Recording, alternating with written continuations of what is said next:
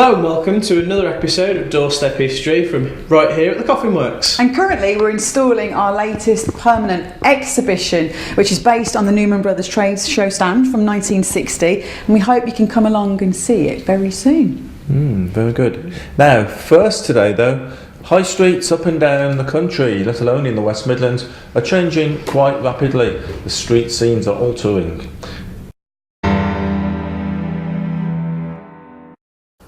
Burwood is one such high street that has changed a lot. The King's Head is still standing, although the mode of transport has changed somewhat since this photograph was taken. And the clock was once removed and located in Birmingham's High Street, but it recently returned to Burwood and now stands diagonally opposite from where it was once situated. Nearby, Lightswood House and Park is currently nearing the end of a major restoration programme. At the other end of the high street, the Bear pub remains unaltered, but the shops opposite are much changed. Restoration work this week has revealed that the corner of the street was once home to a branch of the Co-op, and this is what it looked like in its heyday. This is all a far cry from the modern Co-op which has been thrown up nearby. Across the road, the former Midland Bank on the High Street is now still called the Midland, but the Midland today is a pub, and it's where I met local history enthusiast Andrew Maxim, who has turned his collection of old photographs and postcards into a calendar showing the changing face of the locality. Burwood High Street has changed beyond all recognition, hasn't it, over the years? Yes, they have. A lot of the original features from Burwood High Street have gone now. For instance, the old bus depot, the old cinema, they've all gone. And of course, a lot of the shops originally were private houses, especially up at the King's Head, Hagley Road's part of the High Street. And of course, those have been converted into shops now, bit in decline. Yeah. It has to be said now. There's a chance that they might revert to houses again. So Burwood is remembered for the Midland Red Bus Garage. It is, very much so. So that was there for a good few years. Then everybody else perhaps remembers the King's Head pub at the other end of Burwood High Street. But in between, in your calendar, you've got some impressive pictures of some of the shops that used to be there. That's right. In the early 1900s, there was a local photographer. He was actually a jeweller, but he was also a photographer, called Frank Nightingale, and he lived on the Burwood Road. And you see quite a lot of his postcards about. He had a superb eye for taking old images of Birmingham as well as Smethwick itself. And so, yeah, there's a wonderful row of shops that he recorded with all the people outside and stocking up the fruit outside and all that sort of thing. Yes, so of course Mitchells and Butlers had the brewery at Cape Hill, which is, of course, went about 15 years ago now, sadly. But all sorts of social history aspects of postcards were recorded, and that was an actual sports day that they used to have at the sports ground there. And MMB is still strongly remembered by people in the area. It was such a major employer of people, and it's not surprising that there's a lot of people still around that hark back to the old days where they had a job on their own doorstep.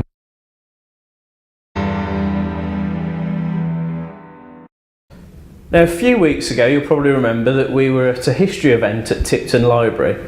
Now, there's a man there who does a regular art class, and his paintings are so good that they've put them in a Black Country calendar. These paintings are the work of Graham Colborne, who has a regular art class at Tipton Library. Robert Hazel is a great chappie, and he tries to do all he can to bring the community together, and I thought it'd be a good idea to try an art class.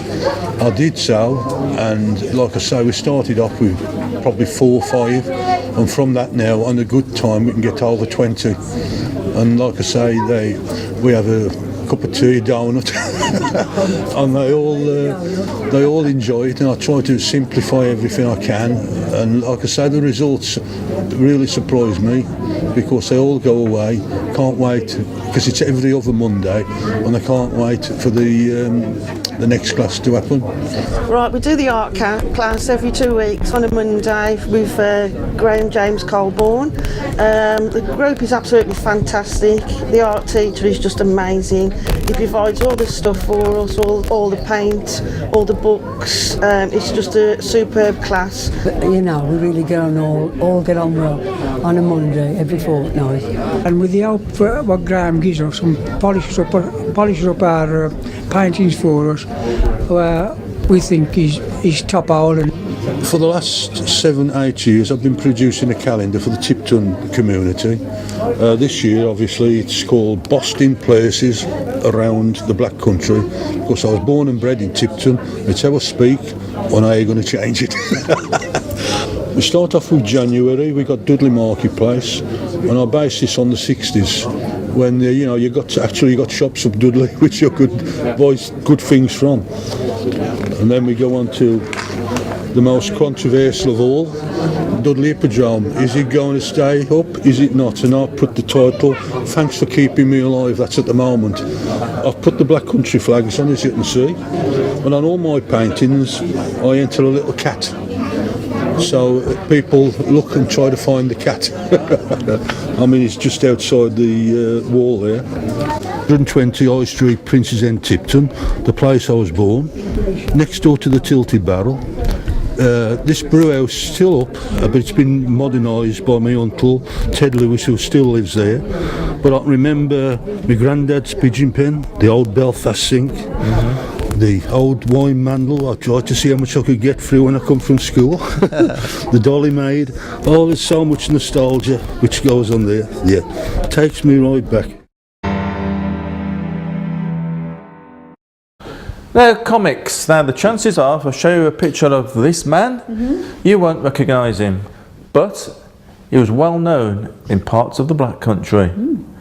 And here's why. Now, the chances are you may not recognise this man, but if the fundraising efforts of local people are successful, we'll soon be aware of him, as they are aiming to erect a blue plaque to honour his achievements. He is Langley's best kept secret. The man in question is Charlie Grig, and for many years he drew cartoons for comics, most notably Corky the Cat and Desperate Dan, and as such he brought laughter and enjoyment to thousands of comic reading youngsters, and later to adults when he drew some of the Saucy Seaside postcards for Bamforths. Well, the fundraising efforts have been organised by Black Country Radio's Billy Spakeman. Charlie was the cartoonist for Corky the Cat, Desperate Dan and loads of other things, and he lived not more than a mile and a half from here and stayed here all his life, and nobody knows who he is, so we decided that he wanted it. Well, Steve and myself and the sons decided that we needed to get a blue plaque, and to get a blue plaque we needed some money. So to get some money I found a few people who come and work for me sometimes, and this was the ideal place to start the night. Well, I think Dad's work is as well known as perhaps Coronation Street. You know, lots of national institutions. Millions of people have seen his work and enjoyed it. Yet hardly anybody, apart from local people, know who actually drew it, who actually did the artwork. And I think it's long overdue that he actually got some recognition for what he did. He brought a lot of pleasure to loads of people. And it's really nice that this is happening, and Billy Spakeman being the torchbearer for the whole project, really. And it's great that it's happening now, especially as this is the 100th. He would have been 100 next month, so next year is the centenary of his birth, so it's quite apt, really, that it's taking place now. We used to get free comics every week, Absolutely, which was great. Oh, that would be good, wouldn't it? Yeah, and the annuals at Christmas. Oh yeah, got all those, yeah. My children absolutely adored it because he used to keep a lot of the comics in a shed in the garden, and when my kids came to visit Dad and Mum, they used to spend most of their time in the shed reading comics. Yeah. At Langley's excellent Pumphouse, Billy has organised the first in a series of events to raise funds for the plaque. Got laughter and friendships, jokes and slapsticks in my comic book disarray. So I tightly sleep happy with all my old friends to help me chase those blues away.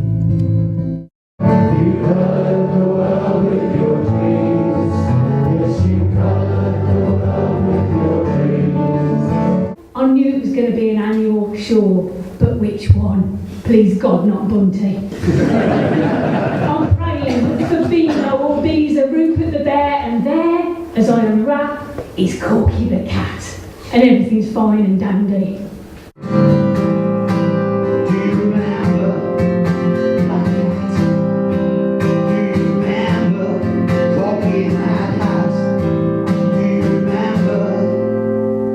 Laughing out loud, because I do.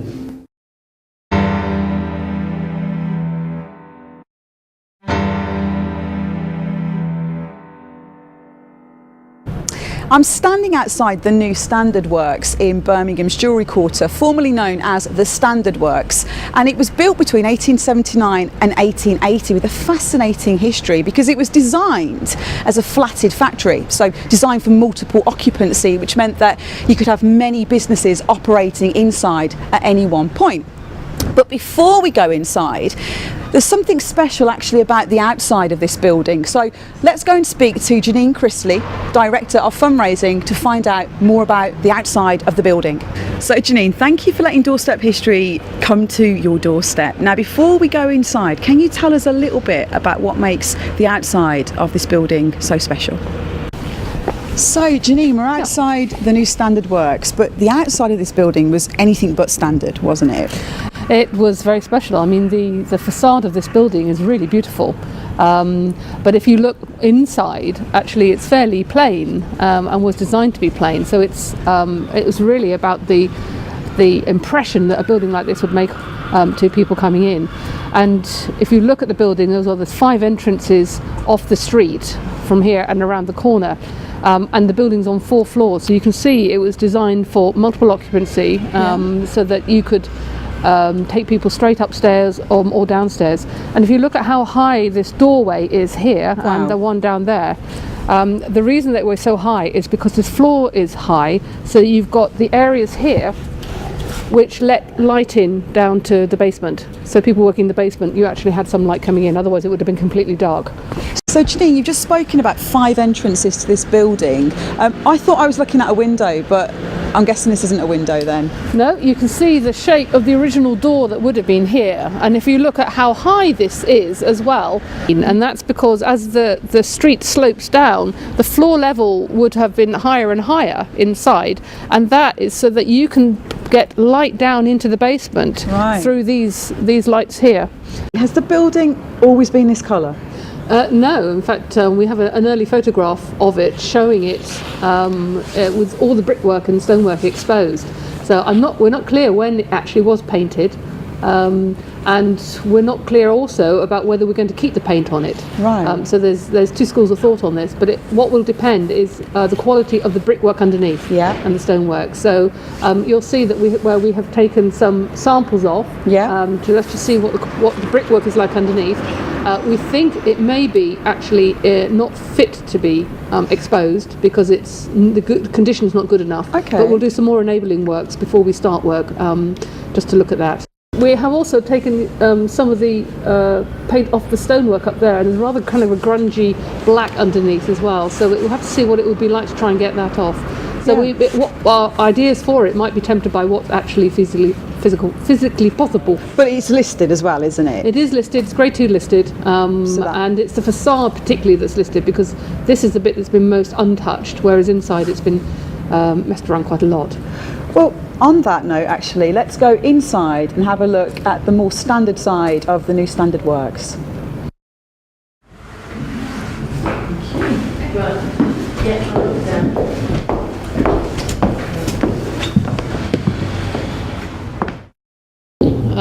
This would have been a whole series of buildings and courtyards, and if you look at this plan, the purple shows you where the courtyards would have been. And if you notice as well, you've got this sort of big courtyard area at the back, so you would have light coming in from each side into the building, which is all completely gone now. All this down here, behind this pillar, would have been courtyard, open courtyard, right up. And then that would have been a building there, and then there would have been another courtyard and a building over there at the end. So what you're looking at up there is the sills of the windows that would have been there originally. You can see how wide they would have been with just these brick pillars in between. And one of the things that we're going to be doing is looking at how we tell the story of the building in the next phase of its development. So some of these things will be highlighted, and you'll be able to go through the building and actually pick out details of what might have been here in the past. So here you can see evidence that this was originally part of a courtyard, with the window here, which would have been open, giving light into the workshop that was behind here. Okay, so you can clearly see the frame of a window that would have been here, and nearby there's a doorway that would have gone out into some kind of a courtyard, and you can see the remains of a stairway going up the wall from the door. So Janine, you've got this building. What are you going to do with it? Well, we've got big plans for this building. I mean, it had been empty for 20 years before we bought it in the Ruskin Mill Land Trust. And we are turning it into an educational and a cultural community facility. So we have a special needs college that runs from here with young people with learning disabilities. And this area down here that's empty at the moment will become cafe, bakery, heritage area, and a teaching kitchen. And that's about engaging community, but also in a way that we can integrate our young people into it as well. So this is a great way to find a new purpose for an old building. It is, and the planners were really pleased. I have to say that we've had such support from the community and from the council for our plans here, which has been phenomenal. And it is about how you bring life back into a building, so it's not just something that doesn't just become residential, but it actually reflects what was already here. And that's something that Ruskin Mill Land Trust loves to do. Take old buildings and work with that heritage of skills and trades that were in the area, because then that informs the curriculum that we do with young people, and we will do with our community. That is brilliant, and I can't wait to come down, have a cup of coffee up on the roof or near the roof. Is that where it's going to be? There will be a cafe here, but we'll also have a roof garden. Shall we go and have a look? Let's have a look. We completely strengthened this to be able to create the garden and to put some kind of a biodome on it, so we'll be able to use it all year round. And that's quite important for this building, because if you think of our students here, this is the only outdoor space that they've actually got, and so you can feel quite hemmed in, particularly in summer when it's sort of lovely outside but you can't get out there. So this is going to be really important, and it will also give us a really important growing space as well. So we'll be able to do all sorts of interesting horticultural work out here for our students, but also other groups can come in as well. And the other thing is growing healthy food that will then go down into the cafe and the bakery. Yep. So people will be able to witness the growing of the food, possibly take part in the growing of the food, and then go downstairs and eat it. Janine, this is a huge project and a huge building. You're fundraising director, so tell us a little bit more about where the money's coming from. Well, we had a bid with Birmingham City Council originally to the Education Funding Agency, who gave us over $2 million to buy the building and to do some of the refurbishments to create the Special Needs College. And we've had such a lot of support as well from other funders, including a lot of local Birmingham funders as well, who've been great, and that's going to enable us now to do these next phases. And the two big funders I'm looking at, Heritage Lottery and Big Lottery, to be able to do the kind of community areas and the heritage element. And certainly Heritage Lottery Fund are the ones that we're looking at to improve the facade. And the Special Needs College is really fundamental to this project, isn't it? Is it at the centre in many ways of this project? Oh, definitely. I mean, because it's all really set up for the students at the heart of it. So although we're bringing community in, it's actually about how we interact with community and with young people from this community with special needs, and basically turn their lives around. Fantastic. What a worthwhile project. Thank you. So it sounds like this place is going to be a hive of activity. And speaking of which, Janine... Yes, the bees. The bees. Well, the bee curriculum is really important to us. We are aware, expert evidence shows that bees are surviving better in city environments than they are in country, because obviously the pesticides.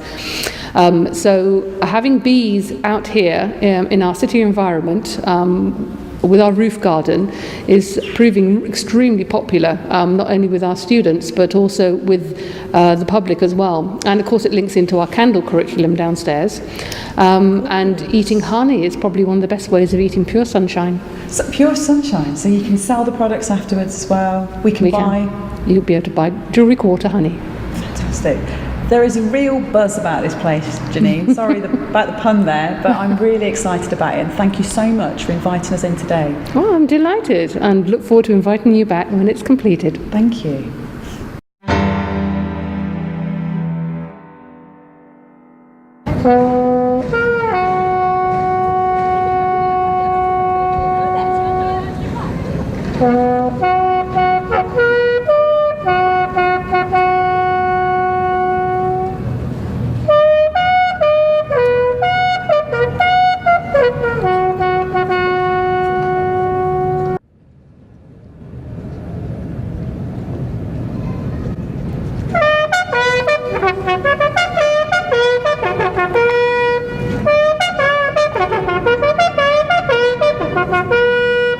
As Lord Mayor, I am honoured to be patron of the Birmingham County Royal British Legion and to be here to launch the 2016 Poppy Appeal at the start of Remembrance Fortnight.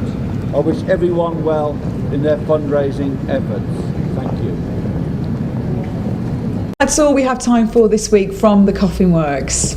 Now, next week will be the final programme in our series, which will be devoted to Remembrance Week. Goodbye. And thanks for watching. Good job, we got